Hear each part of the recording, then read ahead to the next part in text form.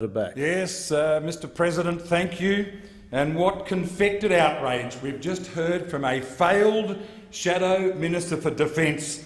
Outrage he goes on about members of the Defence Force before he leaves. I'll tell him where they are. They're outraged, Mr. President. They were outraged when that man there, with his back to us now, this failed Shadow Minister for Defence, abused a general of the Australian Defence Force and, when called out, refused to apologise. Even when his leader called him to apologise, he didn't. A failed Shadow Minister for Defence, when in government, did not support military superannuation, etc. But I will come back and I will allow the Labor Party to burn slowly over the next few minutes, because what an opportunity has been given to me by Senator Moore, for which I thank you, in which you're asking us to debate the government's unfair pay deal for Australian Defence Force personnel. I will come back to the actions of the Labor Party, both in government and in opposition. But I speak as I rise, Mr. President, as a very proud member of the Defence family.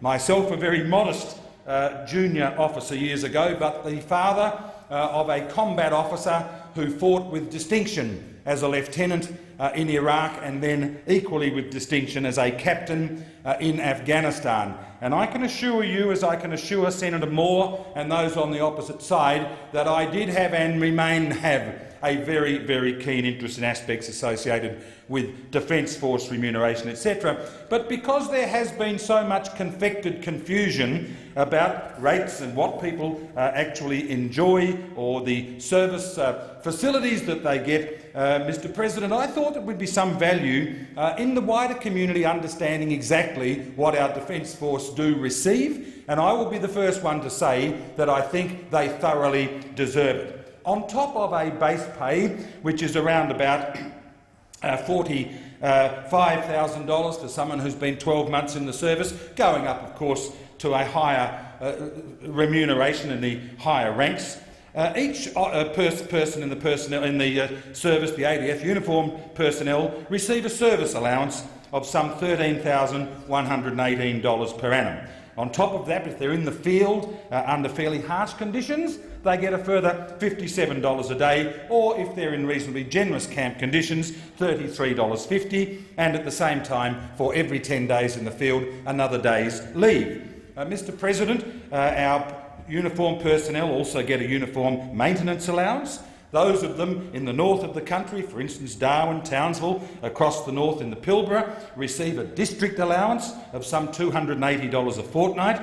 On top of that, again from remote areas, remote locality leave travel allowance, which for the member of the ADF plus their partner plus their dependents, they get an annual flight. And on top of that, a variable figure, in one that was quoted to me from Darwin, about $1,170 a year. So that's what our ADF personnel receive when they are here in Australia on service.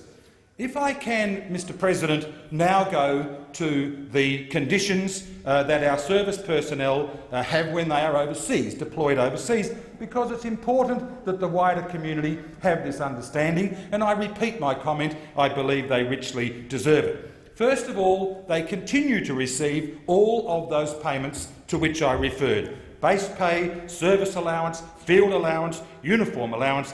The only thing now, of course, is being overseas, it is tax-free. They are not taxed on those payments whilst they are away. And of course all their leave continues to accrue, including the 1 day's leave for each 10 days in the field. On top of that, if I may, Mr. President, or now Mr. Acting Deputy President, depending on where they are, according to the degree of risk associated with the combat zone or the overseas warlike area they might be, they receive a further allowance. For example, in Operation Slipper in Afghanistan, that is $200 per day tax-free, or $6,000 per month tax-free. And the figure goes down according, as I say, to the level of risk. So I do want the community to understand the conditions under which our ADF personnel are employed and deployed.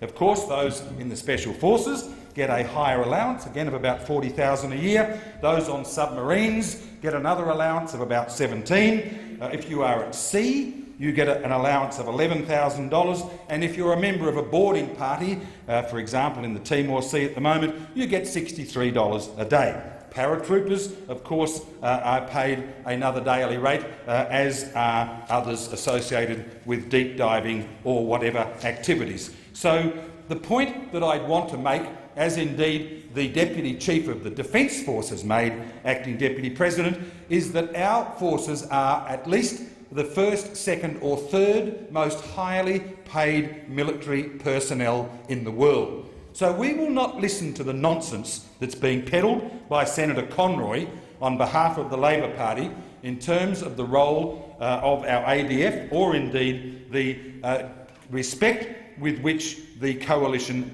does deal with them. Now, if I can speak to the question of Christmas stand-down and the day that is lost in these proposals, let me make the very strong point: there is no day lost between Christmas and New Year in the arrangement that is proposed, Mr Acting Deputy President. No stand-down day is lost between Christmas and New Year. So let's debunk that lie if we can.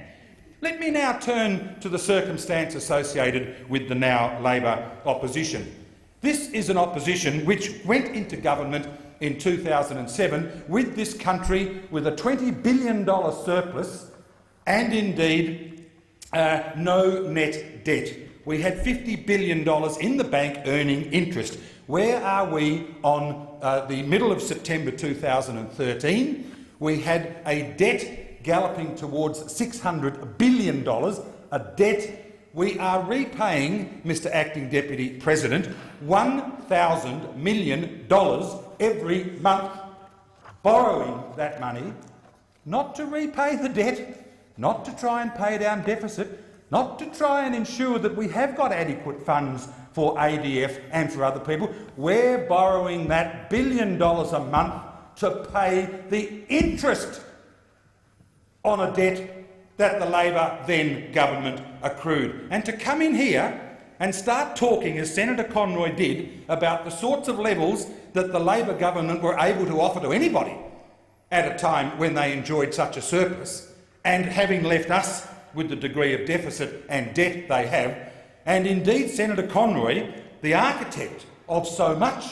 of that debt as a result of his failed NBN scheme, for him to have such poor understanding of the budgetary process that he could come in here and start talking about percent figures that have been put into this current budget and have such a lack of understanding as to what components go where from budget allocation is absolutely remarkable, but is no surprise to me, Acting Deputy President, because it speaks of the failure of this man in so many areas, not the least now, of course, is his role as the Shadow Defence Minister. And let me debunk another point, if I may, from all the emails that I too have been getting in relation to parliamentarians and senior civil servants' salaries. They were frozen, as we know, Acting Deputy President, and I didn't hear one word of objection from anybody in the Parliament, but our salaries were frozen on the 1st of July for a 2-year period. And on top of that, as I understand it, we have had a 2% impost put on us. So for those of my old friends and others who have gone and say, what about you, mob, what about politicians? Well, there's the answer. We actually have had our conditions, our salaries frozen, and we are paying a further 2% for a couple of years to try and get on top of Labor's debt, But I ask the question, since Senator Conroy raised it, where was Labor when it came to our situation with regard to military superannuation, when this government introduced a new indexation for all DFRB and DFRDB recipients aged 55 years and older, opposed by Labor in opposition? And yet, when they came to government telling us they were going to maintain a generous military superannuation program, promising but failing to deliver on a program for people older than 65 years of age. Let me go on about the generosity of this government in terms of the ADF family health care circumstance, which protects military personnel and their families. Acting Deputy President, I hope the conditions return that one day we too are out of debt and can return to those levels of generosity.